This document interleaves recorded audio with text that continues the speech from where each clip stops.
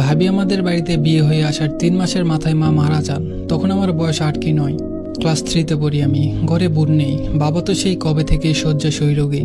সংসারটা কেমন যেন এলোমেলো হয়ে উঠতে চাইল হঠাৎই। সবাই বলল এবার ওদের সংসার ভাঙবে তো ভাঙবেই। সবাই যখন আমাদের সংসার ভাঙার লীলা দেখার জন্য প্রস্তুতি নিল, তখন ভাবি দেখিয়ে দিল উল্টো এক নীলা।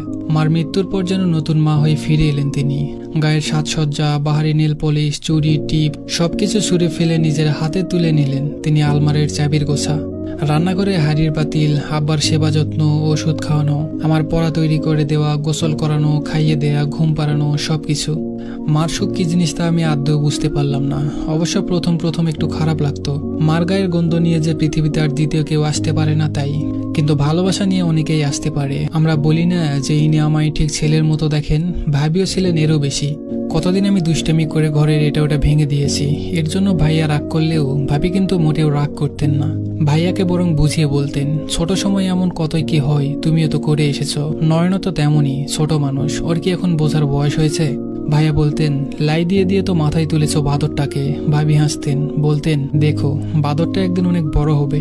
বাবা একটু পরপর ভাবিকে ডাকতেন, একবার ওষুধের জন্য, একবার মাথা গরম হয়ে গেছে বলে একটু জল ঢালে দিতে, একটু শরবতের জন্য, আরো কত কি। ভাবি হাসি মুখে সব মেনে নিতেন। কোনোদিন তাকে আমি বিরক্ত হতে দেখিনি। কিন্তু ভাবির মনে একটা দুঃখ ছিল, অবশ্যই দুঃখ তিনি কখনো প্রকাশ করতেন না।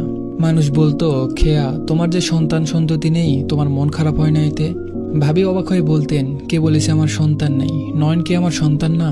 প্রতিবেশীরা বলতো, এসব শুধু মুখের কথাই হয়, বাস্তবে হয় না। পরের সন্তান কি আর নিজের সন্তান হয় কোনো দিনে?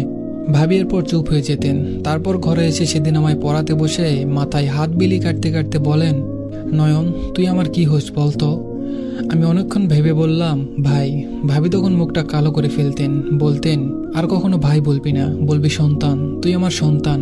আমি ডান দিকে মাথা নেড়ে হ্যাঁ বলতাম। দীর্ঘদিন রোগে ভোগে বাবাও মারা গেলেন। আমি তখন ক্লাস 7-এ পড়ি। ভাবিও এ বাড়িতে অনেকটা পুরনো হয়ে গেছেন। এতদিনে তার শরীরে সত্যিকারের মামা একটা গন্ধ এসেছে। চেহারা থেকে বউ বউ ভাবটা একেবারেই মিলিয়ে গেছে। এই বউ বউ ভাবটা মিলিয়ে যাওয়ার বোধহয় ভাবির জন্য কাল হয়ে দাঁড়ায়।